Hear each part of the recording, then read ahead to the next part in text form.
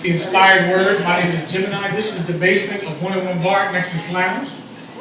And Rebecca is making wonderful beverages behind the bar. So if you are happy you came here tonight, make some damn noise.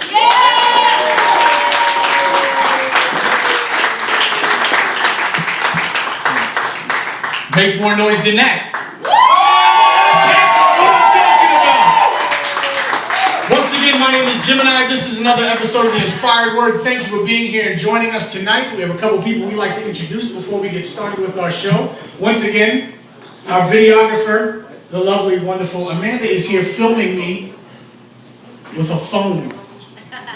That thing is awesome. I don't know what contraption she's got hooked up to that phone, but that really is a phone. She's taking HD video.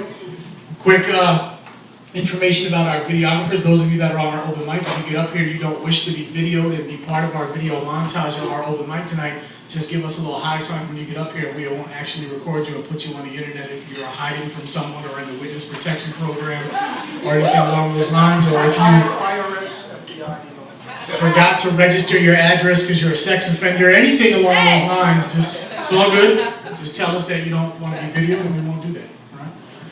Our photographer tonight, as always, is Jay Franco. You are free to take your own photography tonight with your own cameras. Just make sure that you don't stand up and block Jay's shot or walk in front of our videographer as she takes wonderful video footage tonight. Also, quick plug about cell phones. If you have cell phones, make sure you put them in the vibrate position or off. Right, please make sure you also don't have a 90-minute text message conversation during the duration of our show. However, we do want you to go on Twitter and Facebook while you're here and tell the world how effed up they are for not being here with us. Yeah. If anybody's phone goes off while a poet's on stage, that person has to buy the poet. Well, shit, whose phone just went off? Because I'm a poet, although I'm hosting. But I do like the bar. Also in the room from the Inspired Word family is our godfather of cool and our host of our Tuesday night New York City open mic joint right here in this location, none other than the legendary Nathan P. Our hostess who has greeted you tonight and welcomed you to our space is the lovely Miss Amani Cooper. Our assistant director who welcomed you with the warmest smile ever as you came down the stairs, Mr. Marvin Medlinger. And our producer, the remarkably talented, awesomely handsome, those are his words, not mine, journalist Michael Geffner.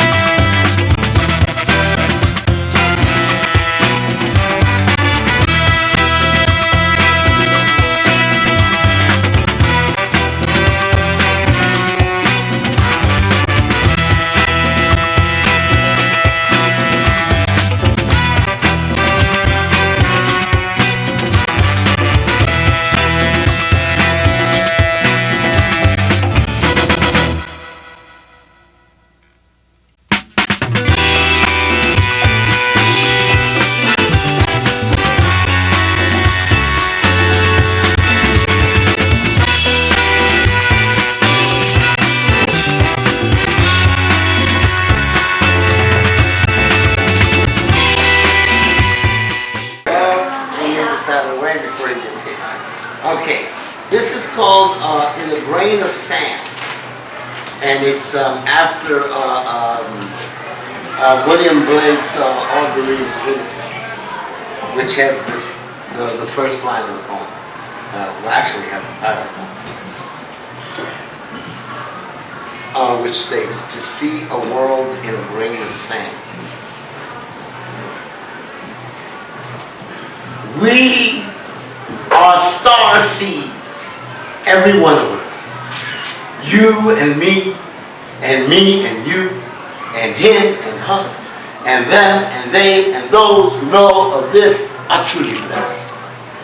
True for all living beings living, not humans only, but ants and trees and the open breeze, things that breathe air or fire, water, earth, all kinds of dust and dirt, particles, all a part of everything that is in everything. Thus it sings, and its song is life, and life is a seed of stars, the dust of suns and moons, rocks and dust and outer smoke and outer space, floating in a bath of timelessness, counted, measured, numbered by some species, others caring not.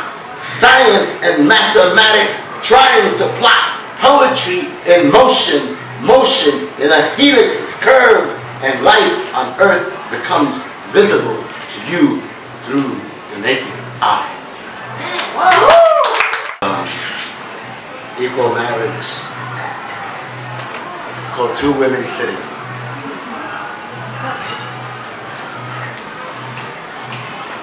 There are two women sitting on a bench across from me, kissing.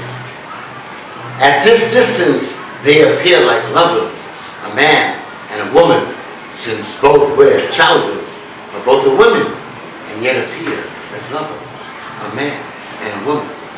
They hold each other passionately and embrace and fall into each other's arms, then lean one into another, and here they are lost as lovers often are. Their mingle entwined to where, if they were a man and a woman, one observing could not tell which was the woman and who the man.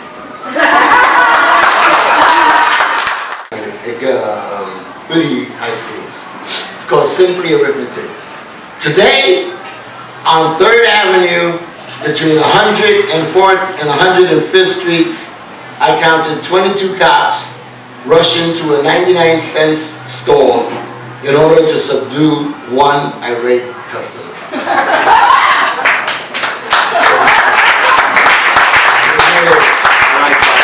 Another cop poem is called, this is a haiku, a cop haiku I call this. A group of cops buying coquitos, different flavors, different cops.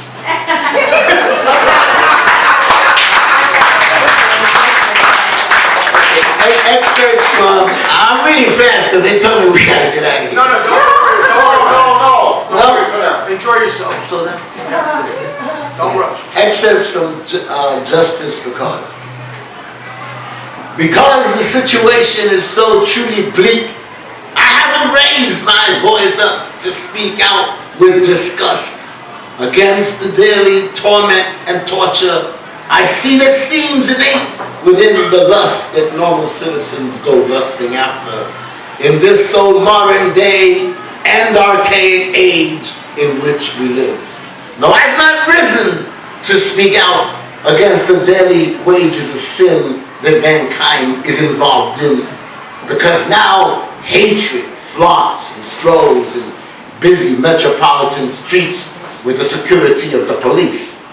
And the message that it serenely wields is so well rooted in contemporary man's heartless soul, wherein compassionless this day dares dwell. All this, oh people, all the world know all too well that nothing evil ever happens without hatred on its side. Once spun in its immoral course, there's no preventing the wickedness that it unleashes, nor is there no repenting from it for the poor to human soul.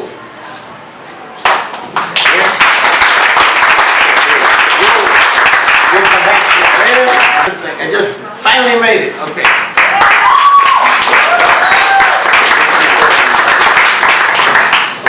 This is called Hey Yo, Yo Soy. I just want to explain a little bit. One of my favorite poems here. I used to live in like all over the place, but anyway, I used to live in Mexico for a little while, and in San Diego. I used to hang out with Native Americans in Arizona, in Four Corners, Arizona, and I learned a lot from the Native Americans. Very beautiful people. The Dene people that I used to hang out with, and anyway, you know, like we do sweats. A sweat is like beyond the sauna. It's like a really cool experience. You have to be ready for it, otherwise, you know, die of a heart attack. But I think somebody's under indictment for that now. But it's a very beautiful spiritual experience. But anyway, in the sweat, because a lot of people don't know about sweat, but in the sweat, it's not just that you go in there, to clean yourself of impurities, on your body, but also spiritual ones too.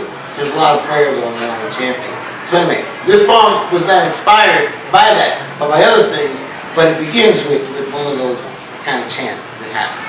I made up. Hey, yo, yo, yo. Hey, yo, yo, yo, yo, yo, yo, yo, yo. Hey, yo, yo, yo, yo, yo, yo, yo. Hey, yo, yo soy puertorriqueño, bro. That's what I say. That's what I say, jefe. Que I too am puro puto único. Unico essay, just like you, just like you. Que I am me, que I am you, as you and me. Que hey, yo, yo, yo, yo soy puertorriqueño, bro. Que it is a we thing. It is an I see thing. A whole huge nosotros trip that governs this ship, El Planeta Earth, that gives us birth in multi-colors of the universe. And everything that I be, you be too. También se dice así, say. Because why?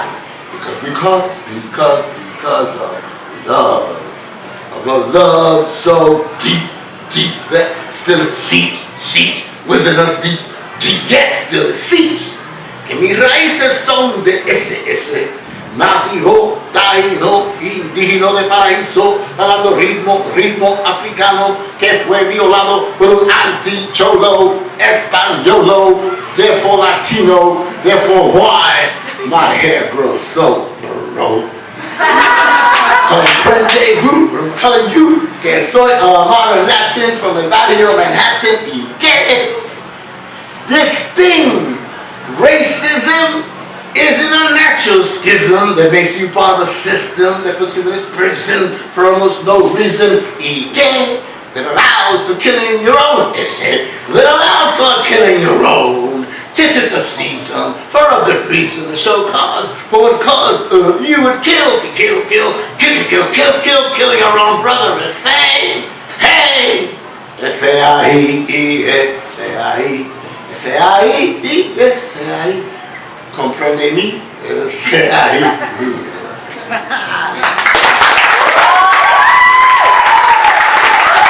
Cat with an Angels baseball cap on his head in Boston holds his index finger in the air in the face of the wandering cameraman after his team, for which he does not play nor has otherwise a say, but is frantically in love with them, just winning the World Series, smiling without a tooth in his mouth. He says, we're number one.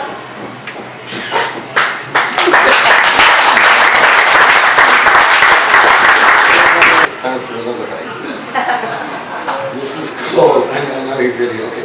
Well, this was like one of the first ones I wrote. It's called American Haiku, because I know it doesn't fit the pattern. Lady patting baby on the bottom through her pampers in the window pane. Pain.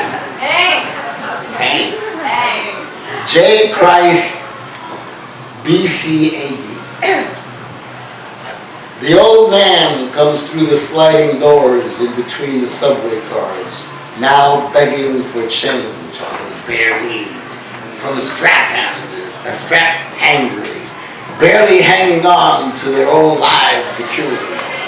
He's bent down now like a praying monk, prostrate on the ground amongst the flock of people who swear they've seen everything before, therefore ignore the begging hand that passes by uncleansed, unpleased, even to the naked eye.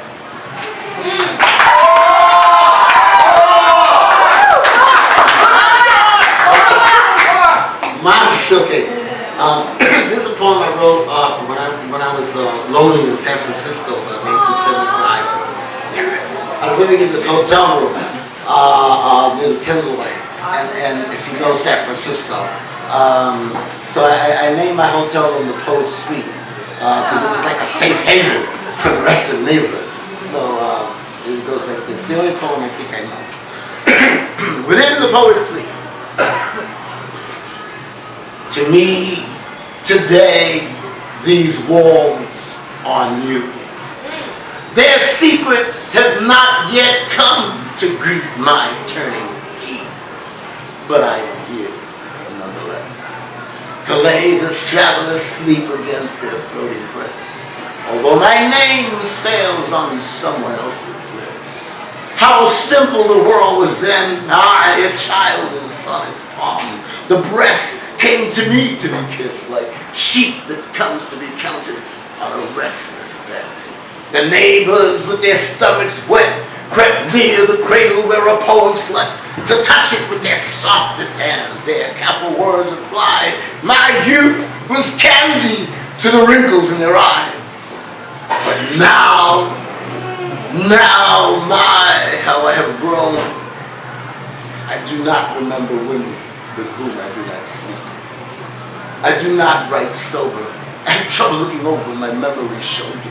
And only whores know the movement that is wild within my fingers. Only drunkards know the streets through which my shadow lingers. Oh, that men must be stronger than the metals which they create. They must be able to bend shadows like matches break between two fingers in one's single hand. So let come tonight, sweet tonight, that the sirens enjoy their midnight play.